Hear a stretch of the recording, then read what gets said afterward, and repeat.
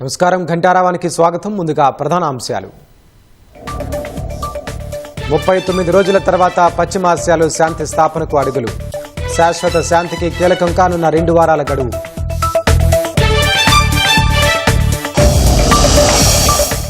ఇరాన్కు ఆయుధాలు సరఫరా చేస్తే సుంకాలు తప్పవన్న ట్రంప్. ఆదేశాలు ఉల్లంఘించే దేశాలకు 50% విధిస్తామని హెచ్చరిక. గత ప్రభుత్వ అక్రమాలు బయటకు వస్తున్నాయన్న పొంగులేటి. నాదరగుల భూముల విషయంలో హరీష్ రావుది దుష్ప్రచారమని ధ్వజం.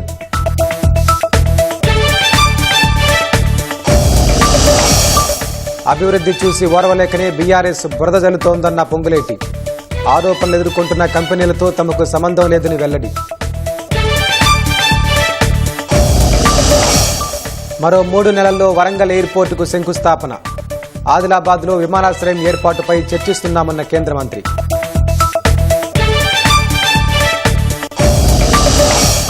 హైదరాబాద్లో మరో పెట్టుబడికి టాటా లాక్హీడ్ మార్టిన్ ఆసక్తి. సీఎం రేవంత్ రెడ్డితో చర్చించిన సంస్థ ఎండీ టిమ్ రైఫిల్.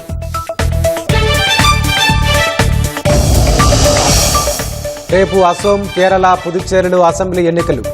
ఏర్పాట్లు పూర్తి చేసిన ఎన్నికల సంఘం.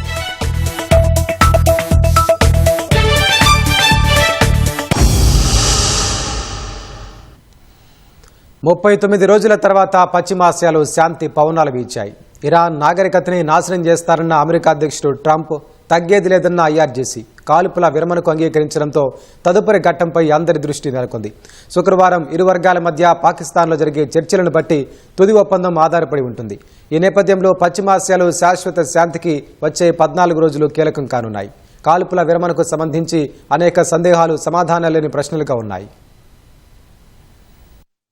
పశ్చిమాసియాలో ఇరాన్, అమెరికా, ఇజ్రాయెల్ మధ్య భీకర యుద్ధానికి తాత్కాలికంగా తెరపడింది. అమెరికా, ఇరాన్ 2 వారాల పాటు కాల్పుల విరమణకు అంగీకరించాయి. ఈ విషయాన్ని అమెరికా అధ్యక్షుడు డొనాల్డ్ ట్రంప్, ఇరాన్ విదేశాంగ మంత్రి అరాగ్జీ సామాజిక మాధ్యమాల ద్వారా వెల్లడించారు. ఈ ఒప్పందం కుదిరేందుకు మధ్యవర్తిత్వం వహించిన పాకిస్తాన్ ఇరు దేశాల మధ్య తుది ఒప్పందం కోసం తమ దేశంలో శుక్రవారం నుంచి చర్చలు జరుగుతాయని ప్రకటించింది. శాంతి ఒప్పందం ఉంటుందా లేక యుద్ధం మళ్లీ జరుగుతుందా అనేది ఈ 2 వారాల్లో జరిగే పరిణామాలు చర్చలపై ఆధారపడి ఉంది. 2 వారాల పాటు హర్ముజ్ జలసంధిని తెరుస్తామని తెలిపిన ఇరాన్ అక్కడ ప్రయాణించే ఓడల నుంచి సుంకాలు వసూలు చేస్తామని చెబుతోంది. యురేనియం శుద్ధి కొనసాగిస్తామని పట్టుబడుతోంది. శాంతి సమయంలో హర్ముజ్ జలసంధి వద్ద అమెరికా యుద్ధ నౌకలు మోహరించి ఉంటాయని ట్రంప్ కూడా తెలిపారు. ఈ పరస్పర విరుద్ధమైన ప్రకటనలు గందరగోళం సృష్టిస్తున్నాయి.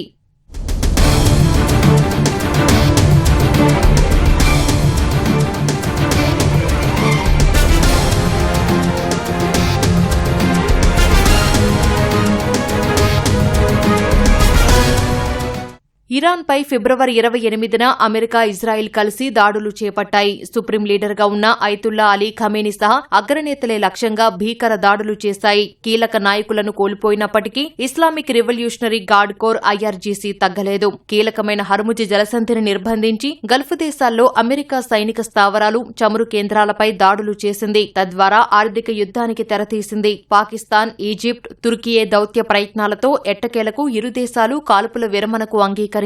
ఇరాన్తో కుదిరిన కాల్పుల విరమణకు ఇజ్రాయెల్ మద్దతు ఇచ్చింది. కానీ లెబనాన్లోని హెజ్బొల్లాపై పోరాటం ఆగదని ప్రధాని నెతన్యాహు స్పష్టం చేశారు. హర్ముజ్ జలసంధి గుండా రాకపోకలు ఇరాన్ సైనిక పర్యవేక్షణలో ఉంటాయని ఆ దేశ విదేశాంగ మంత్రి అబ్బాస్ అరాగ్జీ వెల్లడించారు. చర్చల్లో ప్రత్యక్షంగా పాల్గొన్న ఒక అధికారి తెలిపిన ప్రకారం హర్ముజ్ జలసంధి గుండా వెళ్లే ఓడల నుంచి ఇరాన్, ఒమన్ ఫీజులు వసూలు చేయడానికి ఈ ప్రణాళిక అనుమతిస్తుంది. ఈ నిధులను ఇరాన్ తన దేశ పునర్నిర్మాణానికి ఉపయోగిస్తుంది. అయితే దశాబ్దాలుగా అంతర్జాతీయ జలమార్గాలుగా ఉన్న ఈ ప్రాంతంలో ఫీజులు వసూలు చేయడాన్ని గల్ఫ్ దేశాలు ఆమోదించకపోవచ్చని సమాచారం.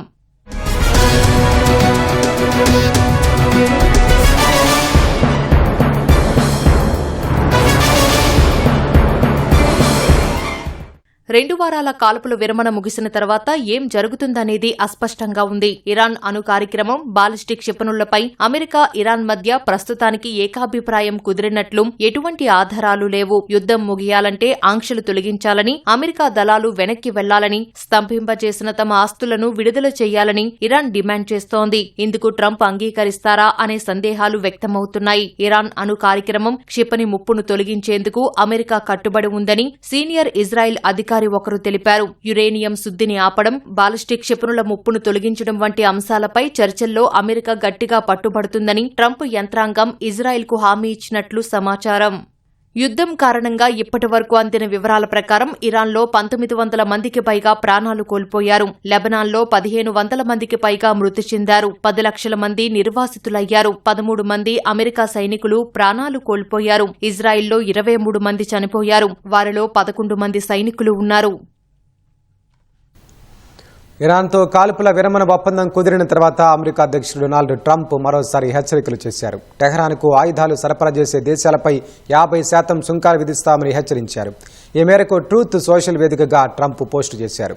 ఇరాన్లో పాలనా మార్పును స్వాగతిస్తున్నట్లు ప్రకటించిన ట్రంప్ భవిష్యత్తులో ఆ దేశంతో కలిసి పనిచేయడానికి అమెరికా సన్నద్దమవుతోందని తెలిపారు. ఇరాన్లో ఇకపై యురేనియం శుద్ధి కార్యక్రమాలు జరగవని ట్రంప్ తేల్చి చెప్పారు. ఇరాన్ అణు కేంద్రాల శిథిలాల కింద ఉన్న శుద్ధి చేసిన యురేనియంను వెలికితీస్తామని చెప్పారు. ఇరాన్లోని అణు కేంద్రాలు తమ నిఘా నీడలో ఉన్నాయని పేర్కొన్నారు. గతేడాది దాడి జరిగినప్పటి నుంచి అణు కేంద్రాల్లో ఎలాంటి కార్యకలాపాలు జరగట్లేదని తెలిపారు. ఆంక్షల తొలగింపుపై రాబోయే రోజుల్లో ఇరాన్తో చర్చలు జరుపుతామని ట్రంప్ వెల్లడించారు. ట్రంప్ పోస్టుపై ఇరాన్ ఇంకా స్పందించలేదు. ఇరాన్తో ఇక ముప్పు లేదని అమెరికా రక్షణ మంత్రి పీట్ హెగ్సెత్ తెలిపారు. అమెరికాకు 47 ఏళ్లుగా పొంచి ఉన్న ముప్పు తొలగిందని అన్నారు. అమెరికా ప్రజలను ఉద్దేశించి ప్రసంగించిన ఆయన చరిత్రాత్మక ఘట్టాన్ని ఆవిష్కరించారంటూ అధ్యక్షుడు డొనాల్డ్ ట్రంప్పై ప్రశంసల వర్షం కురిపించారు. అధ్యక్షుడు ట్రంప్ వల్లే ఈ అద్భుత క్షణాలు సాకారమయ్యాయని తెలిపారు. కాల్పుల విరమణ కోసం ఇరాన్ ప్రాధేయపడిందని, ఈ విషయం అందరికీ తెలుసని హెగ్సెత్ వ్యాఖ్యానించారు. ఇరాన్పై తాము చేపట్టిన ఆపరేషన్ ఎపిక్ ఫ్యూరీ చరిత్రాత్మకమైనదని అన్నారు. ఈ ఆపరేషన్లో అమెరికా బలగాలు ఇరాన్ సైన్యాన్ని నామరూపాలు లేకుండా చేశాయని ఉద్ఘాటించారు. ఇరాన్ ఆర్థిక వ్యవస్థను నిమిషాల్లోనే కుప్పగొల్చే సామర్థ్యం ఉన్న అధ్యక్షుడు దయ చూపించారని హెగ్సెత్ తెలిపారు. తాము విధించిన షరతులకు ఇరాన్ ఒప్పుకోకపోయి ఉంటే భీకర దాడులు జరిగేవని వెల్లడించారు. ఇరాన్లో నెలకొన్న తాజా పరిణామాల నేపథ్యంలో అక్కడ ఉన్న భారతీయ పౌరులు వీలైనంత త్వరగా ఆ దేశాన్ని విడిచిపెట్టాలని టెహ్రాన్లోని భారత దౌత్య కార్యాలయం అత్యవసర అడ్వైజరీ జారీ చేసింది. ఏప్రిల్ 7న జారీ చేసిన అడ్వైజరీకి కొనసాగింపుగా ఈ తాజా ప్రకటనను ఇవాళ విడుదల చేసింది. ఎంబసీ అధికారుల సమన్వయంతో వారు సూచించిన సురక్షిత మార్గాల ద్వారా మాత్రమే ఇరాన్ నుంచి బయటకు రావాలని స్పష్టం చేసింది. ఎంబసీతో ముందుగా సంప్రదించకుండా, ఎలాంటి ముందస్తు సమాచారం లేకుండా ఎవరూ కూడా అంతర్జాతీయ భూ సరిహద్దుల వైపు వెళ్లొద్దని హెచ్చరికలు జారీ చేసింది. అత్యవసర పరిస్థితుల్లో సహాయం, సమన్వయం కోసం ఎంబసీని సంప్రదించాలని సూచిస్తూ పలు హెల్ప్ లైన్ నెంబర్లను, ఈమెయిల్ ఐడీని అందుబాటులో ఉంచింది.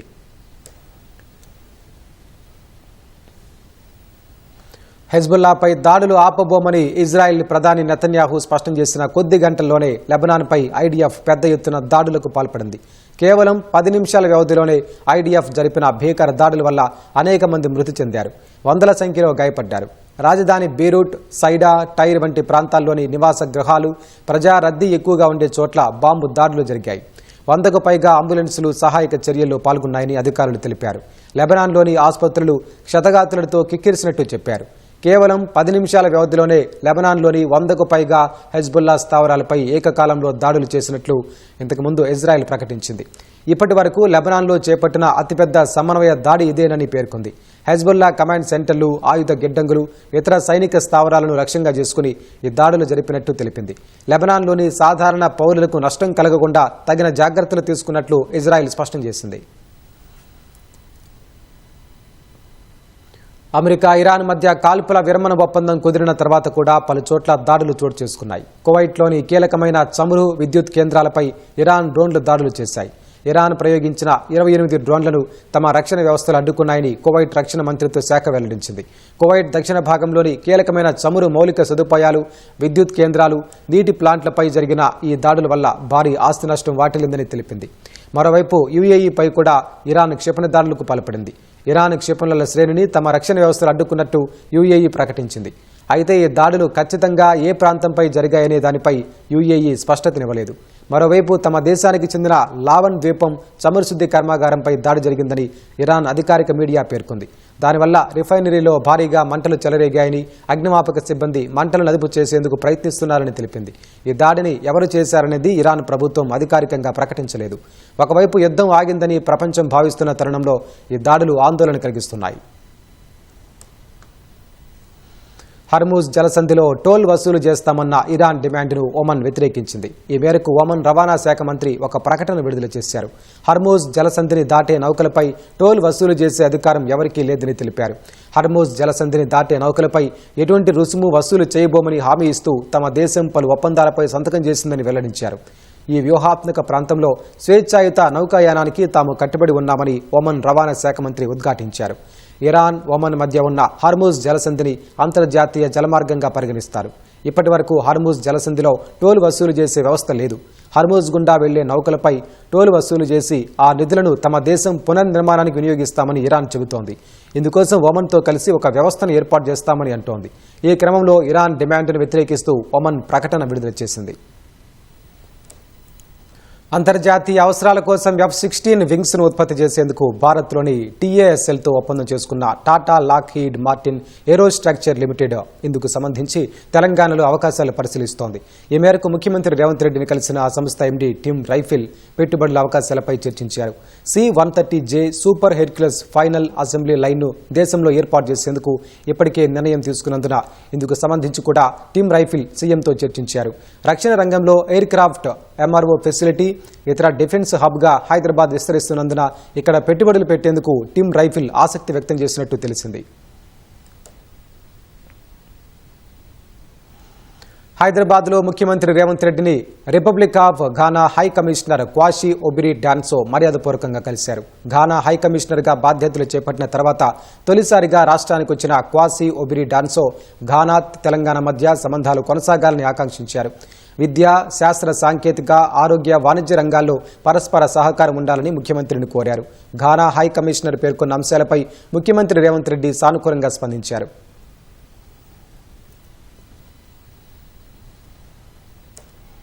గత ప్రభుత్వం తమ కంటిన బురదను ప్రస్తుత ప్రభుత్వానికి అంటించాలని చూస్తోందని రెవెన్యూ శాఖ మంత్రి పొంగులేటి శ్రీనివాసరెడ్డి విమర్శించారు. అందులో భాగంగానే రాష్ట్రంలోని పలువురు మంత్రులపై ఆధారాలు లేని ఆరోపణలు చేస్తున్నారని మండిపడ్డారు.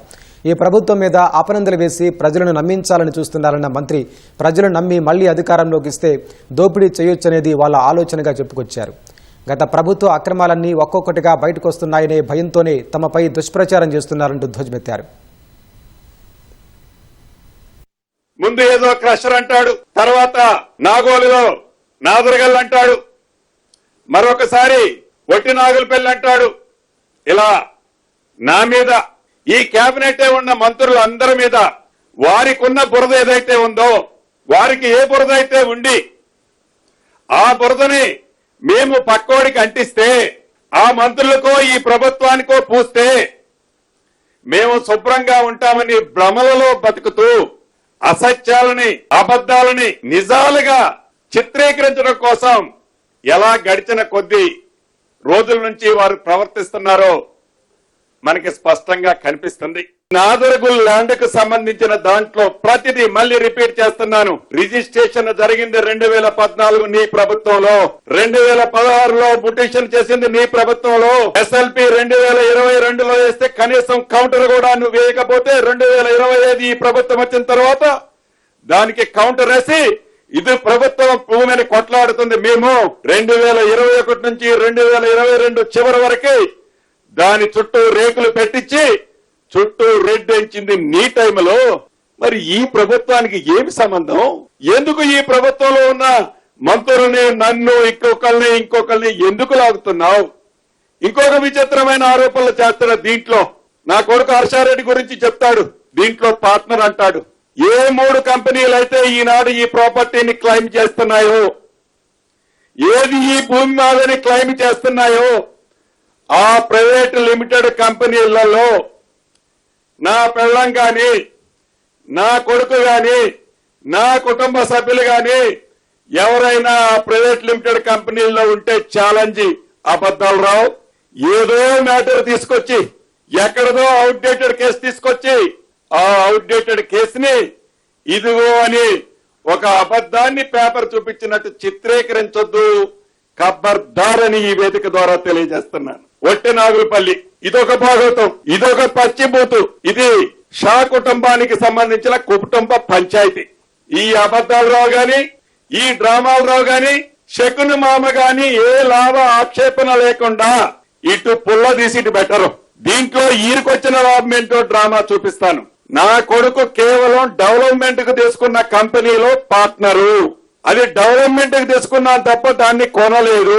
దాన్ని సర్వే చేయడానికి మాకు నోటీస్ ఇస్తుందని ఆ వ్యక్తిరాలే ఆమె అన్నది. దీంట్లో ఈ అబద్దాలు రావు, డ్రామా రావు. ఈ కంపెనీ ఎంటర్ కావడానికి కారణం ఆ ఓము ఈ ఓముకి సంబంధించిన భూమిలో కొంత భూమి ఓఆర్ఆర్ లో పోయింది, తగ్గితే ఆ ప్రోరేటా తగ్గుద్ది. కాబట్టి దీనికి ఒక కథ అల్లి దీన్ని ఈ ప్రభుత్వం మీద రుద్దటం బాధాకరం. ఏది ఏమైనా ఇది ఆనరబుల్ కోర్టులో ఉంది. కోర్టు ఏ రకమైన తీర్పిస్తే ప్రభుత్వం తప్పకుండా ఆ తీర్పుకి కట్టుబడి ఉంటది. ఏదైతే ఈ కొత్వాలగూడలో క్రషర్ కి సంబంధించిన సబ్జెక్ట్, రాఘవ కన్స్ట్రక్షన్స్ అనేది రేడియల్ రోడ్స్ ఒకటి చేస్తుంది హైదరాబాద్ లో. ఆ రేడియల్ రోడ్ చేసే డిపార్ట్మెంట్ కి మెటల్ సప్లై చేసేది తిరుమల కన్స్ట్రక్షన్స్. 2006-7 నుంచే అక్కడ క్రషర్ నడుపుకుంటుంది. ఓఆర్ఆర్ రాకముందు నుంచి అక్కడున్న రైతుల దగ్గర ల్యాండ్ లీజులకు తీసుకుని సుమారు 20 సంవత్సరాల క్రితం కుమార్ రాజ్ అనే అతను అక్కడ క్రషర్ నడుపుకుంటున్నాడు. ఆ ల్యాండ్ లో అతనికి చిన్న హౌజ్ ఉంటుంది. పవర్ కు సంబంధించిన బిల్లులు ఉంటాయి. ఇవాళ బిల్లులు కావాయి, ఎప్పటి నుంచో వస్తున్న కరెంటు బిల్లులు ఇతరత్ర అన్ని ఫుల్ ఎస్టాబ్లిష్మెంట్ అయి ఉంటది. దీనికి రాఘవ కన్స్ట్రక్షన్స్ కి ఏమి లింకు కలుపుతాడంటే మోకాలకి బోడిగుండుకి లింకేసి ఇది రాఘవ కన్స్ట్రక్షన్ కి సంబంధం ఉంటది అంటాడు. ఈ ప్రభుత్వంలో ఉన్న మంత్రికి సంబంధించిన కుటుంబ కంపెనీ అంటాడు. గుమ్మడికాయల దొంగలంటే భుజాలు తడుపుకున్నట్లుగా మంత్రి పొంగులేటి శ్రీనివాసరెడ్డి వ్యవహారం ఉందని బీఆర్ఎస్ ఎమ్మెల్యే వివేకానంద విమర్శించారు. అక్రమాలను ప్రశ్నిస్తుంటే ముఖం చాటేసి రాష్ట్రం నుంచి తప్పించుకుపోయిన మంత్రి తన బురదను ఇతర మంత్రులకు రుద్దే ప్రయత్నం చేశారని ఆరోపించారు. మంత్రులందరూ అవినీతి పరులేనని చెప్పే ప్రయత్నం చేసిన పొంగులేటి పదవికి రాజీనామా చేయాలని డిమాండ్ చేశారు. తన రెవెన్యూ శాఖ అదేవిధంగా తన సంస్థలైన రాఘవ కన్స్ట్రక్షన్స్ చేస్తున్నటువంటి అక్రమాలు, అరాచకాలు, దౌర్జన్యాలు అన్నిటినీ ఒక్కటొక్కటి కూడా ఆధారాలతో పాటు బయటపెడితే ఏ రకమైనైతే కలుగులోంచి ఎలుక బయటపడుతుందో అలా పొంగులేటి గారు బయటికి వచ్చి అసహనంతో తనకు బాధ్యత గల పదవిలో ఉన్న సంగతి మర్చిపోయి తనొక ప్రభుత్వంలో మంత్రిగా ఉన్న సంగతి కూడా మరి మర్చిపోయి నోటికి వచ్చినట్టు మాట్లాడి తన పైన వచ్చినటువంటి అవినీతి ఏదైతే ఉన్నదో క్లియర్గా ఆధారాలతో బయటపెట్టినమో దానికి సమాధానం చెప్పలేక తన పైన బురద వెళ్ళినది తన మొత్తం బురదమయం అయిపోయాడు. కాబట్టి తన మంత్రులను కూడా బురదలు వెళ్ళాలనే ఉద్దేశంతో డిప్యూటీ సీఎం గారిని, అదేవిధంగా ఉత్తమ్ కుమార్ రెడ్డి మంత్రి గారిని, కోమటిరెడ్డి వెంకటరెడ్డి గారిని, ఉన్న మంత్రులందరూ కూడా తన బురదకు పూసే ప్రయత్నం చేసినాడు. ఒక్కనే లేను, వీళ్ళంతా కూడా అవినీతిలో కూరుకుపోయారని చెప్పే ప్రయత్నం చేసినాడు. మాతృత్వం అనేది గొప్ప వరమని, తల్లి బిడ్డలు సురక్షితంగా ఉంటేనే రాష్ట్రం సుభిక్షంగా ఉంటుందని వైద్యారోగ్య శాఖ మంత్రి దామోదర రాజనరసింహ అన్నారు. ప్రజాపాలన ప్రగతి ప్రణాళికలో భాగంగా హైదరాబాద్ బోయగూడలో ఏర్పాటు చేసిన సురక్షిత మాతృత్వ దినోత్సవ కార్యక్రమంలో పాల్గొన్నారు. గర్భిణులకు అందించే పౌష్టికాహారం, శిశు ఆలనా పాలన తదితర స్టాళ్లను పరిశీలించారు. మిడ్ వైఫరీ విధానాన్ని బలోపేతం చేసి గ్రామీణ ప్రాంతాలకు సైతం విస్తరించాల్సిన అవసరం ఉందన్నారు. మాతా శిశు సంరక్షణ కేంద్రాలను పెంచి వారికి చేయూత అందిస్తామని తెలిపారు. తెలంగాణ ఆరోగ్యవంతంగా ఉండాలంటే తల్లి ఆరోగ్యంగా ఉండాలి, మదర్ అండ్ చైల్డ్ ఆరోగ్యంగా ఉండాలి. ఆ దిశగా తెలంగాణ ప్రభుత్వం కృషి చేస్తున్నది. అందులో సి సెక్షన్ చాలా ఎక్కువ ఉన్నాయి తెలంగాణలో. ఆ పర్సెంటేజ్ తగ్గియాలంటే మన దగ్గర మిడ్ వైఫరీ కోర్సులు 3 కాలేజీలు. ఈ మిడ్ వైఫరీ కోర్సులని మిగతా కాలేజీల్లో అంచెలంచెలుగా ఇంట్రడ్యూస్ చేయాలని ప్రభుత్వం నిర్ణయించింది. జస్టిస్ పీసీ ఘోష్ కమిషన్ నివేదికపై హైకోర్టు తీర్పును ఈ నెల 22కు వాయిదా వేసింది. మార్చి 12న ఇరువైపులా వాదనలు ముగియడంతో తీర్పును రిజర్వ్ చేసిన హైకోర్టు మళ్లీ 22కు వాయిదా వేసింది. కాళేశ్వరం ప్రాజెక్టులోని ఆనకట్టల నిర్మాణం, నాణ్యత, నిధుల ఖర్చు వంటి అంశాలపై విచారణ చేపట్టిన ఘోష్ కమిషన్ మాజీ ముఖ్యమంత్రి కేసీఆర్, అప్పటి నీటిపారుదల శాఖ మంత్రి హరీష్ రావు, ఆర్థిక మంత్రి ఈటెల రాజేంద్రతో పాటు మాజీ సీఎస్లు, నీటిపారుదల శాఖ ఉన్నతాధికారులను ప్రశ్నించింది. విచారణ ఆధారంగా నివేదికను రూపొందించి ప్రభుత్వానికి అందజేసింది. ఈ నివేదిక పక్షపాతంగా ఉందని రద్దు చేయాలంటూ కేసీఆర్, హరీష్ రావు పిటిషన్లు దాఖలు చేశారు. ప్రజాధనం నిరుపయోగమైనందునే జస్టిస్ పీసీ ఘోష్ కమిషన్ ఏర్పాటు చేశారని ప్రభుత్వం తరపు న్యాయవాదులు అభిషేక్ సింఘ్వి, ఏజీ సుదర్శన్ రెడ్డి కోర్టుకు తెలిపారు. ఎన్డీఎస్ఏ నివేదిక సైతం కాళేశ్వరం ప్రాజెక్టు నిర్మాణాన్ని తప్పుపట్టిందన్నారు. ఇరువైపులా వాదనలు ముగియడంతో తీర్పును రిజర్వ్ చేసిన హైకోర్టు మళ్లీ 22కు వాయిదా వేసింది.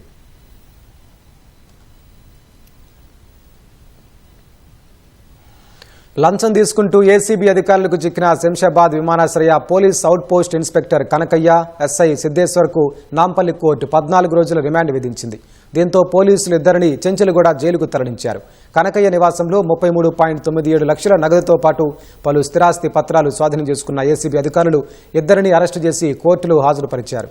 కనకయ్యను కస్టడీలోకి తీసుకుని ఆస్తులపై మరింత లోతుగా ఆరా తీయనున్నట్లు అధికారులు భావిస్తున్నారు. నకిలీ సర్టిఫికేట్తో పాస్పోర్టు పొందిన వ్యక్తిపై కనకయ్య, సిద్దేశ్వర్ కేసు నమోదు చేశారు. ఆయన స్టేషన్కొచ్చి సంతకం పెట్టకుండా ఉండేందుకు, కేసులో కుటుంబ సభ్యులను చేర్చకుండా ఉండేందుకు నిందితుడి నుంచి 5 లక్షల రూపాయల లంచం డిమాండ్ చేశారు. మంగళవారం రాత్రి ఎయిర్పోర్టులో 2 లక్షలు తీసుకుంటుండగా ఏసీబీ అధికారులు పట్టుకున్నారు.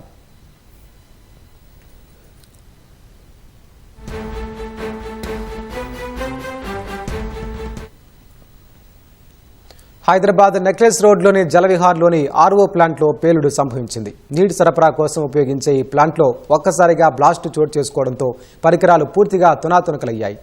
ప్లాంట్ వద్ద పనిచేస్తున్న 3 సిబ్బంది గాయపడగా అందులో 2కి తీవ్ర గాయాలు కావడంతో గాంధీ ఆసుపత్రికి తరలించారు. ఇందులో ఒకరి పరిస్థితి విషమంగా ఉన్నట్లు సమాచారం. ఘటనా స్థలానికి చేరుకున్న పోలీసులు కేసు నమోదు చేసుకుని దర్యాప్తు చేస్తున్నారు. ఆర్ఓ ఫిల్టర్ లేదా కంప్రెషర్లో అధిక ఒత్తిడి ఏర్పడడం వల్లే పేలుడు సంభవించుండొచ్చని అనుమానిస్తున్నారు.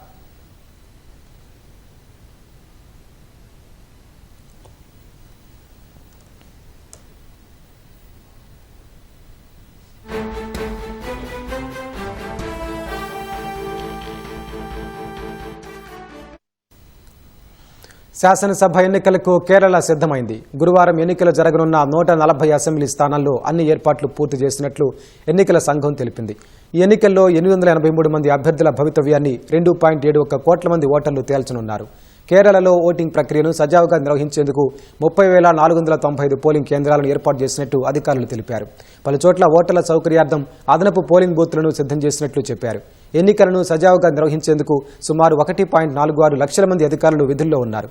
శాంతి భద్రతల పరిరక్షణ కోసం 76,000 మంది పోలీస్ కేంద్ర బలగాలను మోహరించినట్టు ఈసీ తెలిపింది. వేసవి తీవ్రత దృష్ట్యా పోలింగ్ కేంద్రాల్లో ఫ్యాన్లు, తాగునీటి సౌకర్యాన్ని అధికారులు ఏర్పాటు చేశారు.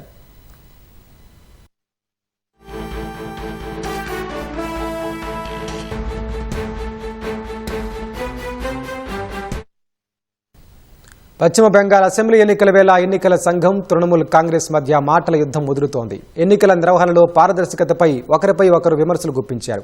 బెంగాల్ ఎన్నికలు ఈసారి భయం, హింస, ప్రలోభాలు లేని వాతావరణంలో జరుగుతాయని ఈసీ తేల్చి చెప్పింది.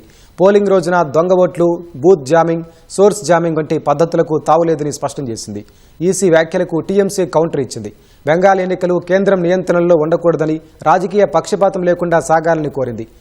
ఎంపిక చేసిన వారిని లక్ష్యంగా చేసుకోవడం, ద్వంద్వ ప్రమాణాలకు స్వస్తి పలకాలని ఎన్నికల సంఘానికి సూచించింది. బెంగాల్లో ఈరోజు తృణమూల్ కాంగ్రెస్ బృందం, ఈసీ మధ్య జరిగిన సమావేశంలో రసాభాసం నెలకొంది. సమావేశం అనంతరం ఇరు వర్గాలు పరస్పర ఆరోపణలు చేసుకున్నాయి. ఎన్నికల అధికారులకు బీజేపీతో సంబంధాలున్నాయని టీఎంసీ ఆరోపించింది. దీంతో ఎన్నికల సంఘం ప్రధాన కమిషనర్ ఆగ్రహంతో తమను సమావేశం నుంచి బయటకు వెళ్లిపోమ్మన్నారని తెలిపింది. ఈ క్రమంలోనే ఎన్నికల పారదర్శకతపై ఈసీ, టీఎంసీ పరస్పర విమర్శలు చేసుకున్నాయి.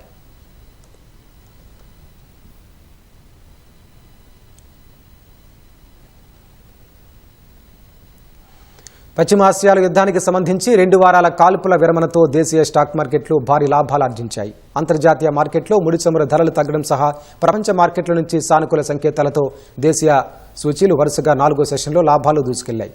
గత సెషన్లో 510 పాయింట్లు పెరిగిన సెన్సెక్స్ ఇవాళ ఏకంగా 2,946 పాయింట్లు ఎగబాకింది. ఉదయం 77,291 పాయింట్ల వద్ద బీఎస్సీ సూచీ ప్రారంభమైంది. మొదట్లో 77,042 పాయింట్ల కనిష్ట స్థాయి నమోదు చేసింది. తర్వాత దాదాపు అన్ని రంగాల సంస్థల వాటాలు కొనేందుకు మదుపరులను మొగ్గుచూపుగా ఒక దశలో 77,635 పాయింట్ల గరిష్ట స్థాయికి దూసుకెళ్లింది. చివరకు 77,563 పాయింట్ల వద్ద స్థిరపడింది. జాతీయ స్టాక్ ఎక్స్చేంజ్ సూచీ నిఫ్టీ 874 పాయింట్లు పెరిగి 23,997 పాయింట్ల వద్ద ముగిసింది.